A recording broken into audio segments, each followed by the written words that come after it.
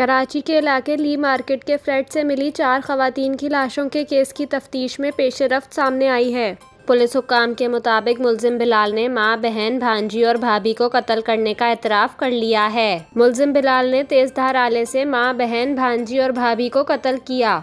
Police حکام کے مطابق ملزم بلال اپنی اہلیہ کو بھی طلاق دے چکا ہے۔ ملزم بلال اپنی بہن پر ناجائز تعلقات کا شک کرتا تھا۔ ملزم کے اعتراف جرم کے بعد مقدمہ درج کیا جا رہا ہے۔ خیال رہے کہ رہائشی عمارت کے فلیٹ سے تشدد زدہ 4 خواتین کی گلا کٹی ہوئی لاشیں برآمد ہوئی تھیں۔ قتل کی گئی خواتین میں ماں، بیٹی، نواسی اور بہو شامل ہیں، جن کی عمریں 51، 18، 19 اور 13 سال ہیں۔ پولیس کا کہنا تھا کہ واقعہ رہائشی عمارت کی 7ویں منزل پر واقع فلیٹ میں پیش آیا۔ چاروں لاشیں الگ الگ کمروں سے ملیں۔ چاروں خواتین کو تشدد کے بعد قتل کیا گیا۔